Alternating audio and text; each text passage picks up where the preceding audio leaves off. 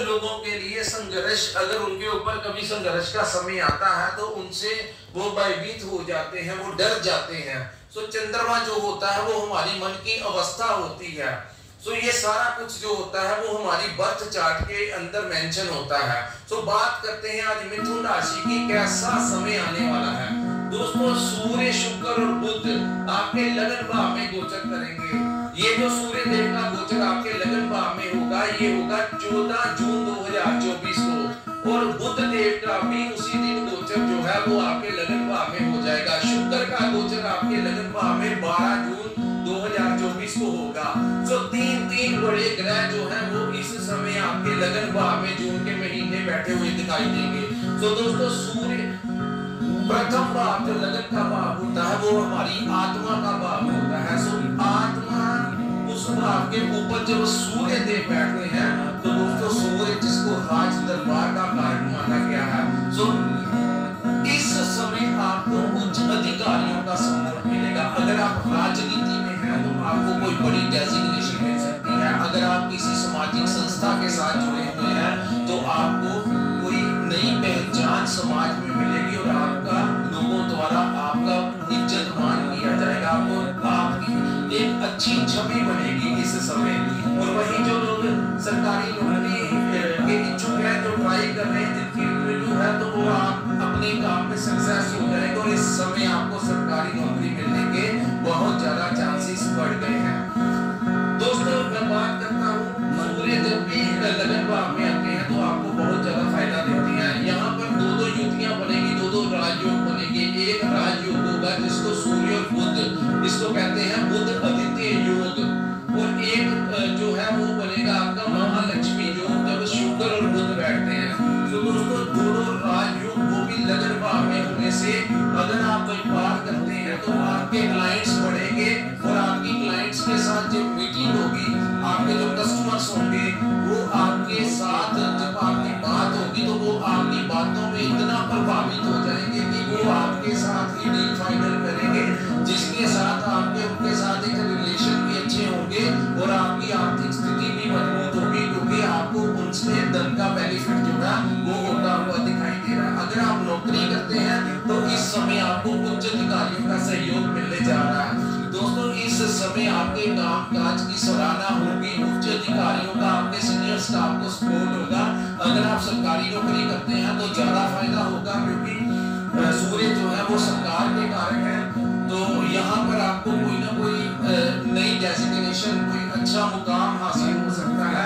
आपके काम काज की सराहना होगी और आपके जो रिलेशन होंगे वो उच्च अधिकारियों से इतने अच्छे, अपने सीनियर्स के साथ इतने अच्छे रिलेशंस बनेंगे कि उनकी रिकमेंडेशन के ऊपर आपका प्रमोशन होने के चांसेस हैं। सो दोस्तों जब प्रमोशन होगा तो आपकी सैलरी भी बढ़ेगी। तो आर्थिक पक्ष जो है वो इस महीने आपका काफी मजबूत रहेगा। लेकिन कहते हैं कि ये जो दुनिया है इसके दो पहलू होते हैं। दोस्तों इस ग्रह का आपको बहुत बड़ा आर्थिक फायदा होगा, नई पहचान भी बनेगी। लेकिन सूर्य की एक दृष्टि जो है वो आपके पार्टनरशिप के भाव में पड़ेगी। यहाँ पर आपके लिए मैं आपको कुछ प्रपोजल्स यूज करने के लिए बोलता हूँ, क्योंकि सूर्य बहुत ज्यादा अग्नि तत्व के ग्रह है। सो दोस्तों जब ये आप अग्नि तत्व के ग्रह के साथ शुक्र देव बैठेंगे तो शुक्र थोड़े से डिस्टर्ब कर देते हैं, इसको अस्त कर देते हैं सूर्य। तो आप अपने पार्टनर के साथ तो अगर आप व्यापार करते हैं तो वहां पर भी आपने आंखें बंद करके विश्वास नहीं करना, या बिना बात के एलिगेशन अपने पार्टनर के ऊपर नहीं लगाना, या उनसे बातचीत करते हुए आपने क्रोधित होकर उनके साथ कुछ भी अपशब्द नहीं बोलने। क्योंकि जब सूर्य जैसे ग्रह लगन भाव में आते हैं तो दोस्तों जब काम काज होते हैं, सक्सेस मिलती है, तो यहाँ पर क्रोध आना भी स्वाभाविक होता है। सो क्रोध जो है वो आपके अंदर आएगा। उसको आपने सिर्फ मैनेज करना है कि आपने अपने पार्टनर के साथ बात करते हुए ईगो नहीं लेके आनी, और ईगो में आकर आपने कोई भी अपशब्द नहीं करना जिससे आपका रिलेशन खराब हो। वही बात मैं करूंगा आपके मैरिज लाइफ की और आपके लव लाइफ की। वहां पर भी आपने, हालांकि शुक्र भी लगन में बैठे हैं तो आपको फायदा तो होगा, लेकिन वहां पर भी आपका अच्छा टाइम तो बहुत अच्छा है। लेकिन दोस्तों छोटी छोटी बात जो है उसको आपको इग्नोर करना पड़ेगा। अगर आपने इग्नोर नहीं किया और आप आपने अपने पार्टनर के साथ किसी प्रकार का गुस्से में आकर मिसबिहेव कर दिया तो बुराई का पहाड़ बन जाएगा और आपके रिलेशंस को डिस्टर्ब कर जाएगा। सो आपने यहाँ पर यही प्रिकॉशंस यूज करने हैं कि अपने पार्टनर के साथ किसी भी हाल में आपने गुस्सा नहीं करना और अपशब्द नहीं बोलने।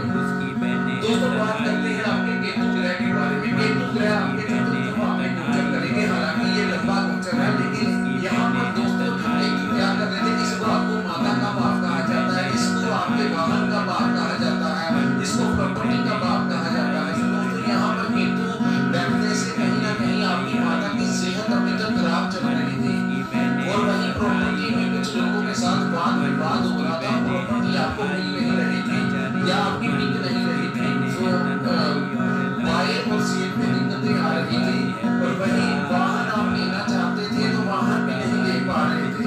तो ऐसी सिचुएशंस जिन मिथुन राशि के जातकों के साथ बनी हुई थी दोस्तों, अब घबराने की जरूरत नहीं है, क्योंकि गुरु की उच्च की दृष्टि जो है वो केतु के ऊपर पड़ने से केतु जो कि बेलगाम चतुर्थ भाव में बैठा बेलगाम घोड़ा था, जिसको जो आपको हर तरफ से डिस्टर्ब कर रहा था आपके काम काज को लेकर, क्योंकि आपके अंदर एक सेटिस्फैक्शन नहीं थी। अगर आप व्यापार कर रहे थे तो आपका दिल कर रहा था कि व्यापार ये वाला काम छोड़ के कोई दूसरा काम कर लो, और वहीं जो लोग नौकरी कर रहे थे उनके लिए भी स्थितियां यही थी कि आपका भी मन कहीं ना कहीं परेशान था कि आपका मन कर रहा था कि ये नौकरी मैं यहाँ से छोड़ दूं, यहाँ से ट्रांसफर ले लूं, या इस नौकरी को छोड़ के कहीं और जगह पे आप अप्लाई करना चाहते थे। लेकिन दोस्तों मैंने अपनी पिछली वीडियो में भी कहा था कि किसी भी प्रकार से आपने अपनी जिंदगी में प्रॉपर चेंज नहीं करना, छोटा मोटा चेंज कर सकते हैं लेकिन कोई मेजर चेंज नहीं करना। लेकिन अब गुरु की उच्च की दृष्टि केतु के ऊपर पड़ने से वहां से आ रही आपकी माता की सेहत में सुधार होता हुआ दिखाई देगा और